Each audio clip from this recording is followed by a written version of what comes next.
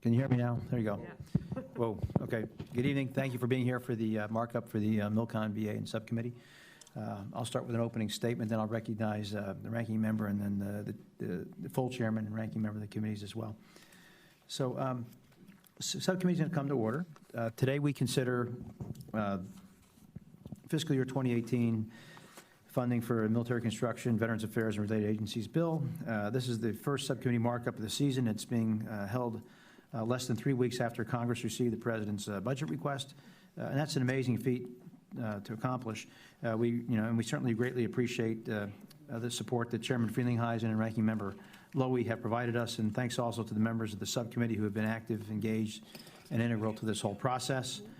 We've held five hearings, including a member day, a public witness hearing, and the Secretary of the VA. In addition, we've gotten on the road as a group. We spent March 14th at the VA Medical Center in Washington, D.C. We've had military briefings from PACOM, Pacific Command, European Command, U.S. Forces, Korea, and Japan. And in April, we had a CODEL to visit our bases in Japan, Okinawa, and South Korea. There's no substitute for seeing how much our work here matters to our veterans and our soldiers, sailors, airmen, Marines, and their families. I want to also recognize the contributions of our new ranking member, Congresswoman Debbie Wasserman Schultz, who's been fully engaged in every aspect of this subcommittee's work. And, I know she took the helicopter tour of our bases in Okinawa with some trepidation.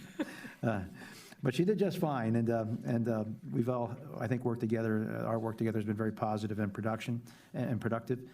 She's particularly focused on suicide prevention at the VA and asked great questions, and thanks for all that work, Debbie. We truly appreciate it. And the hallmark of this subcommittee has been joining together to conduct complete and proper oversight in order to best serve veterans, service members, and taxpayers, and that commitment remains, it continues.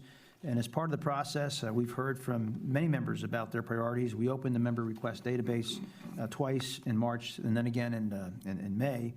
After the President's budget request was delivered, we received over 1,000 member requests, and we put a lot of effort into looking at each one. We've accommodated the vast majority of those requests, and I'm sure the ranking member would join me in saying that our staffs on both sides deserve thanks for their hard work and professionalism throughout this process, so thanks to Team Milcon VA. Appreciate all that work. Now for the numbers, the bill contains $88.8 billion in budget authority, reflecting increases in our defense titles and in the non-defense discretionary accounts that primarily fund veterans' needs. The funding recommendations include $10.2 billion in military construction funds, which includes $630 million in OCO funds, $78.6 billion for the VA, Department of Veterans Affairs, and $252 million for related agencies in our bill. That's the American Battle Monuments Commission, Arlington National Cemetery, and the Armed Forces Retirement Home, and the Court of Appeals for Veterans Claims. The bill provides comprehensive support for service members, military families, and veterans. It supports our troops with the facilities and services necessary to maintain readiness and morale at bases here in the States and around the world. It provides for Defense Department schools and health clinics that take care of military families. The bill funds our veterans' healthcare system to ensure our promise to care for those who have sacrificed in defense of this great nation continues as those men and women return home. We owe it to our veterans and are committed to sustained oversight so that programs deliver what they promise, and taxpayers are well served by the investments we make. In Milcon, military construction, the recommended funding level is $10.2 billion, which is 25% over the fiscal year 2017 level, and strongly reinforces the priorities in the President's budget request. The bill includes $9.6 billion in base funding and $638 million in OCO funding. The level is $198 million under the request. We included funding for the priorities of geographic combatant commands and new mission requirements, but we also supported military and family housing, training facilities, firing ranges, medical facilities, schools, and over $600 million to support the needs of our special operations forces. It is extremely important that we get our infrastructure in shape to support the force we have now, as well as the force we want to grow in the future. This all speaks to readiness, obviously. In addition, the recommended funding level includes $439 million to take care of the most critical projects on DoD's unfunded priority list. These are worthy projects that did not make it into the budget request. For example, the recommendation includes Reserve and National Guard readiness centers, 6 small arm ranges, a flight simulator for F-35Cs, maintenance facilities, and barracks, all on the unfunded priority list. The recommendation funds family housing at $1.4 billion, DoD schools at $249 million, and hospital construction at $737 million. We provide $575 million for the requested Guard and Reserve projects in 22 states. NATO Security Investment Program is level funded at $178 million to support infrastructure for wartime deterrence, peace and crisis operations and training requirements. We include $638 million in OCO funding for European Reassurance Initiative and counterterrorism projects. Included in the total is $115 million to replace the barracks for our service members who serve at Guantanamo. This project is long overdue. On the VA side, the VA is funded at 5.3% over last year's enacted level, that's over 2017.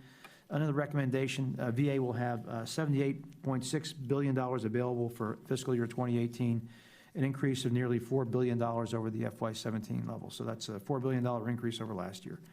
And this is $384 million under the requested level. On the VA medical care, which is where so much of our VA funding is directed, the bill funds VA medical care at $69 billion in FY18, including the full additional second bite request of $2.65 billion, which is added to the advanced funds already provided last year. VA medical care takes care of approximately 7 million patients. Within this total, funding includes $8.4 billion for mental health services, $186 million for suicide prevention activities, $316 million for traumatic brain injury treatment, $7.3 billion in homeless veterans treatment services, housing and job training, $751 million for hepatitis C treatment, and that continues what we've been doing for Hep C. We've had a lot of success in treating those folks.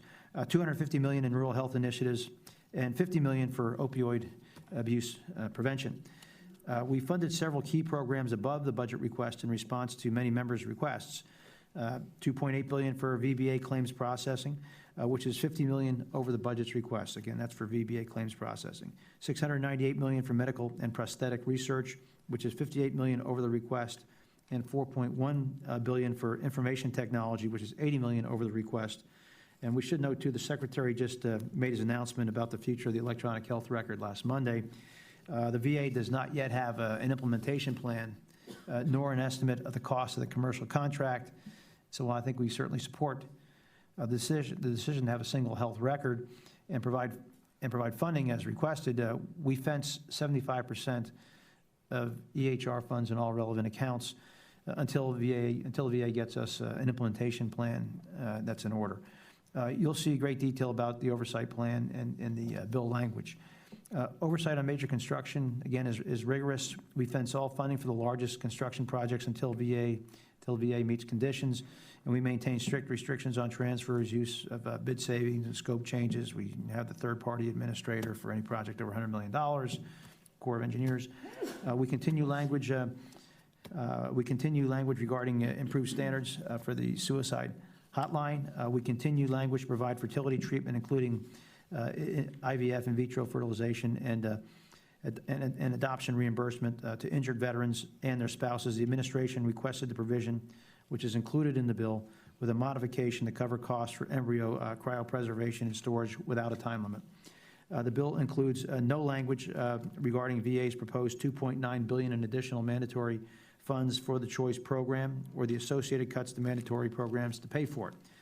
That proposal is squarely in HVAC's jurisdiction, so that's not part of this bill today. So finally, I just want to say this is a solid and fair bill that is focused on the needs of service members, veterans, and all their families.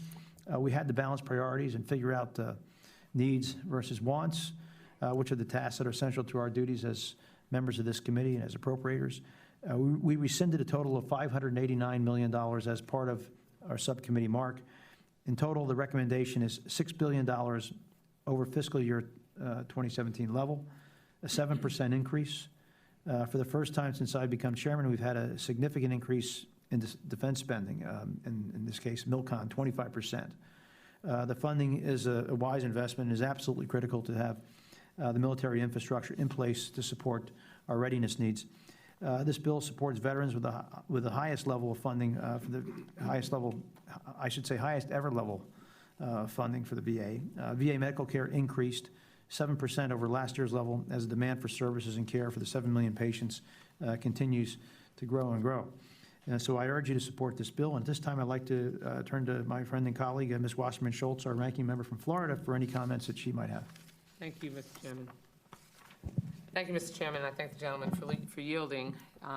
Before we begin, as a Floridian and as an American, I just want to note that this is the 1-year anniversary of the Pulse nightclub tragedy, where we lost 49 souls. And if I can ask the members to join me in a brief moment of silence in their memory.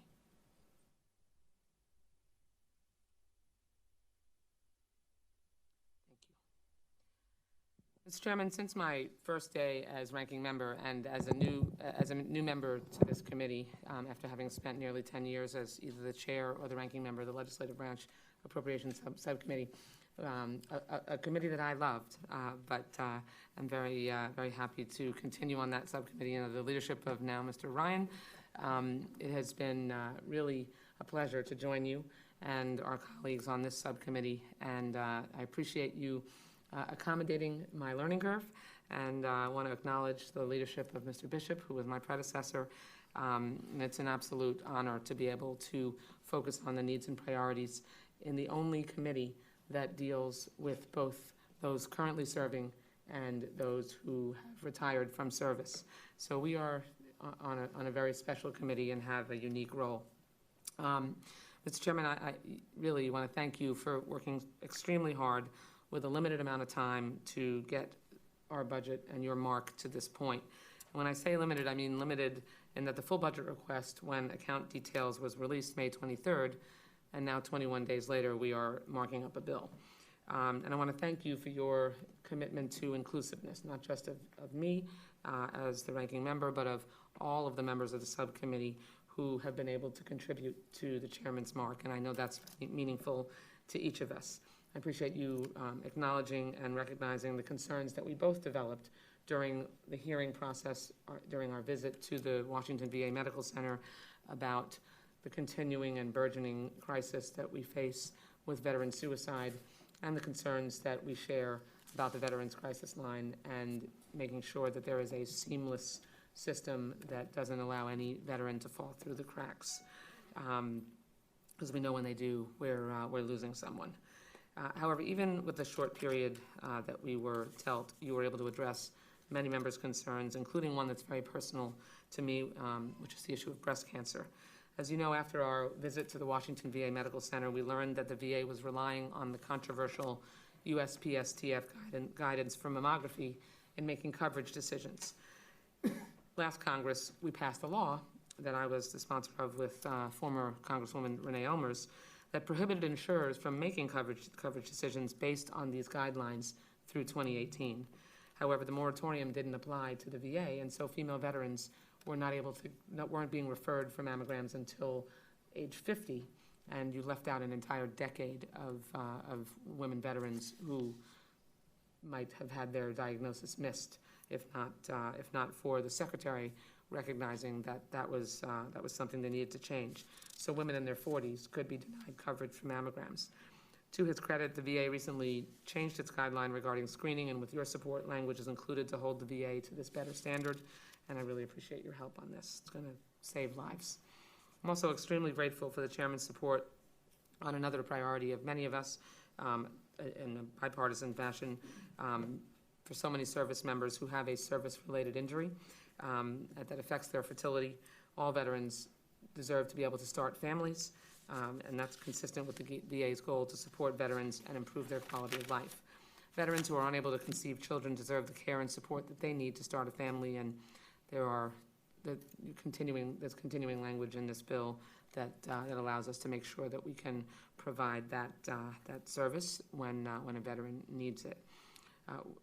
Really thrilled with several aspects of the bill. The MILCON portion of the bill is up $1.8 billion over last year's enacted level. In my opinion, the FY18 request adequately provides funding for both the active and reserve components. We're also pleased to see that the base realignment and closure, the BRAC account, the bill provides $35 million above the FY 2018 budget request to help expedite the cleanup of former Defense Department sites. And we're also pleased to see that the chairman listened to concerns that I raised during our discussions regarding the NATO Security Investment Program and funded the account at the FY 2017 enacted level. I really believe this sends a strong message to our nation's allies that we are going to stand with them and continue to stand with them.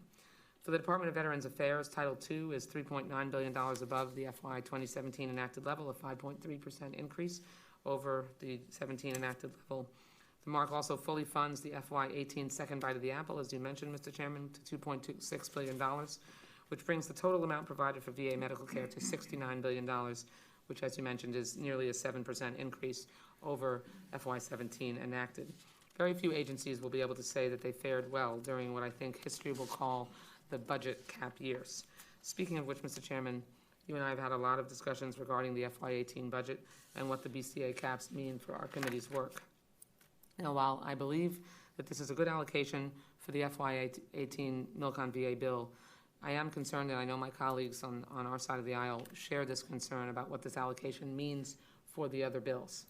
As you know, the Budget Control Act reduces our FY18 Committee's 302A allocation from $1.070 trillion to $1.065 trillion, a $2 billion reduction on the defense side and $3 billion on the non-defense side. To put this into perspective, in FY 2010, the committee's 302A allocation was $1.09 trillion. I mean, we're 7 years beyond that, and we are at less of an allocation than we were 7 years ago. Certainly, we don't have fewer needs than we did 7 years ago, and we're clearly starting off in a hole, and a deep one, as a matter of fact. So, Mr. Chairman, at this point, I think we all recognize, or we should, that the BCA was terrible policy, and I believe it's time to address this issue once and for all so we can get back to regular order and bring some stability to the appropriations process. And I believe the only way for this committee to get back to regular order is to work together to get rid of the BCA caps. If we don't address this issue, we will yet again experience another summer in which we fail to pass all 12 bills through the House and ultimately must pass a CR, causing further strain on the federal government. Mr. Chairman, it's clear that a solution will require a bipartisan majority of both houses, and I believe every member of this committee is ready to work and do the right thing. I also believe that it is time that we get past these unrealistic beliefs that we can cut our way to prosperity. If this failed philosophy persists, our work and our mandate will only get harder. We must be more strategic about how we handle our federal budget. This committee's work becomes even more difficult as we must balance the needs of the VA with the other federal agencies. I think we can agree it is time to stop creating these artificial crises. Mr. Chairman, these markups represent the first step in a long process that we've all lived through many times. I commit to you that Democrats stand ready to work with you to address these issues as we move forward in the appropriations process, and I particularly want to thank both of our staff, my staff, Matt Washington, Rosalind Kumar, Jonathan Steinberg, and the majority staff, Sarah Young, Maureen Hollihan, Sue Quanches, and Tracy Russell. So thank you so much, and I yield back. I'd like to thank the ranking member for her hard work on this bill and her cooperation, and of all the members on both sides of the aisle, too. It's a great subcommittee, and appreciate everybody's efforts. At this time, I'd like to now recognize our full chairman of the committee, Mr. Frelinghuysen in New Jersey. In the interest of time, I'll summarize my comments. First of all, thank you, Mr. Chairman, for the time, and for Ms. Wasserman-Schultz and your leadership of this incredibly important committee. And may I say my thanks also to all the members for their full participation and for the incredible staff that put this bill together in record time. You're the first out of the gate again, and on behalf of the full committee, we appreciate all the time and effort that went in here.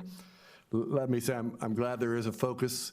I think Ms. Lowy and I will recollect a time when Mr. Rogers and the Defense Committee met with the Secretary of the VA and Secretary Chuck Hagel about electronic medical records, and it still is in an abysmal state of I think the Department of Defense is in better shape than the VA, but I'm glad you're placing an emphasis and you're fencing off there so you can measure to what extent the program is working.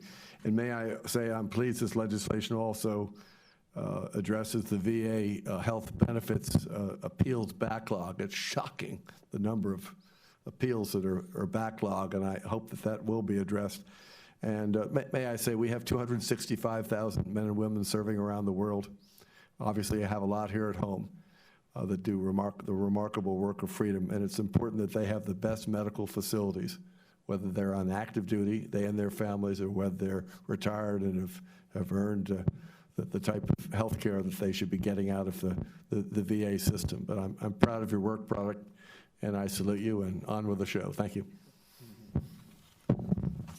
Thank you, Mr. Chairman. At this time, I'd like to recognize our very good friend from New York, the ranking member of the full committee, Mrs. Lowy. And I want to thank my very good friend, Chairman Dent, Ranking Member Wasserman Schultz, Chairman Frelinghuysen, for your work on this bill. If we were considering the Military Construction and Veterans Affairs bill in a vacuum, this would be a good bill. At $88.8 billion in discretionary funding, a $6 billion increase over the fiscal year 2017 enacted level.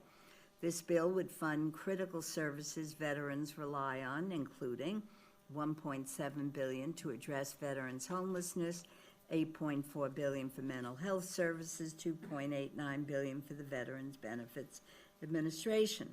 In addition, I'm pleased that finally the VA has announced it will follow DOD in pursuing the same electronic health record system, a priority in which I have focused with Chairman Rogers and many of us, Chairman Frelinghuysen, for several years.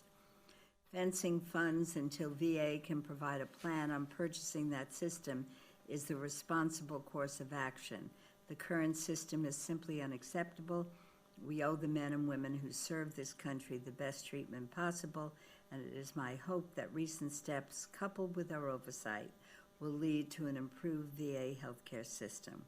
Unfortunately, we do not have the luxury to consider funding for some parts of the government without considering the effects of spending policy on government as a whole. The veterans we seek to assist in this bill will also be harmed if other appropriations bills cut essential programs like job training, elderly and disabled housing, child care programs.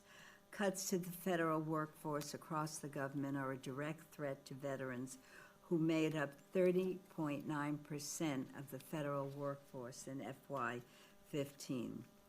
The Republicans control the House, Senate, and the White House, and the nation's fiscal house is in disrepair under their leadership. When Democrats controlled the Senate, my Republican colleagues passed, quote, no budget, no pay, end quote, legislation to express their dismay with the Senate's lack of passing a budget. Here we are, no budget from the Republicans nearly 2 months after the April 15th deadline. Without a budget, the Appropriations Committee is left with sequester levels that cut $5 billion from defense and non-defense bills. Adding to the fiscal disarray, there seems to be no apparent plan to raise the debt ceiling and avoid a default on the full faith and credit of the United States. Mr. Chairman, while I appreciate the work on this bill, make no mistake, this committee will not return to regular order without addressing the budget caps, as we have done every year since sequestration became law. Our commitment to our men and women in uniform, senior citizens, and working mothers cannot be met under the current budget caps. I urge the chairman to bring his leadership and the White House to the negotiating table and work with Democrats to raise the budget caps. I want to thank the chairman and the ranking member for their work on this bill, and I look forward to continuing discussions with them as the bill progresses. Thank you, Mrs. Lowy. At this time, is there any further discussion on this bill, or does any member wish to offer an amendment to the measure before us? Seeing none, hearing none, I now recognize Mr. Fortenberry for a motion. Chairman, I move this bill be favorably reported. All those in favor of the motion will signify by saying aye. Aye. Opposed, say no. In the opinion of the chair, the ayes have it, and the motion is adopted. The motion is approved. I ask unanimous consent that staff be permitted to make technical and conforming changes to the measure just approved. Please ensure that the materials before you are returned to the subcommittee staff before you leave the room. And with that, I have no further comments or discussion. Any comments for the good of the order? If not, See you Thursday. meeting is adjourned. Yeah, markup was Thursday, I think at 1 o'clock, if that's the case. All right, very good. Thank you. Thank you. By the way, I noticed your nails, those Florida Gator? Absolutely. Yeah, I thought so. I couldn't, I just. Thank you so much, sir. He's Very much.